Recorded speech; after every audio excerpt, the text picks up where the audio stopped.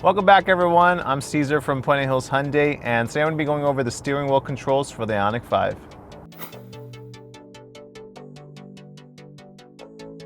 Alright everyone, so now we're in tune with the steering wheel. So I'm going to be going over the controls for the left and the right side.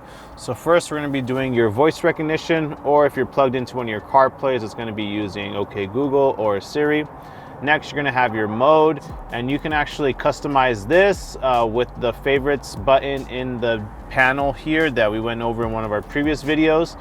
And then we're going to have your favorites button down here as well. You can also customize this with the favorites button on the panel, and you're going to be able to do the quiet mode. You can set it to decline calls that are coming in, different variations of that. You still do have your answer button here.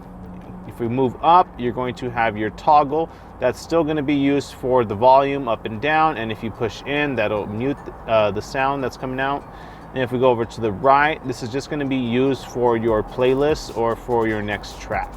So if we move over to the right hand side, if you have a Hyundai in the past, then this is going to look very familiar for you. If not, then just go ahead and listen up. First, we're going to be going over the folder menu, and we had just done this with our cluster video. So if you go ahead and take a look at that one, you'll see what this does. But pretty much you're going to be switching the menus in the front. We do have your cruise control button still. You're still going to be able to toggle with the right hand side to set the cruise control. You can reset it by pushing up. You can lower and heighten the speed. Underneath, you're going to be using the parking sensor leveler, so that's going to be able to use depending on how close you want to approach a vehicle when the car actually starts to slow down, and you'll be able to see that in the cluster as well. The one that's newest is going to be on the bottom left, and that's going to be your lane follow assist. That goes hand in hand with the smart cruise control, and it's going to help you better driving while you're on freeways. So it's going to be able to stay in the lines better. It's going to be able to follow the car in front of you a lot better. So you can push this on and off and kind of take it as it is and see what you guys think about that.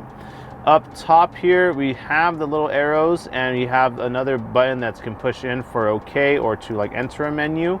And that's going to be primarily used with the folder menu. And when you see the different screens, you can go up and down. Sometimes you have to actually enter something in order to change it. And then last but not least, we do have one other button. It's kind of part of the steering wheel, and then we'll go over it after as well. But you do have the drive modes. And that one, you can do the smart, you could do the snow, you could do the eco and the normal. Thank you for joining us again.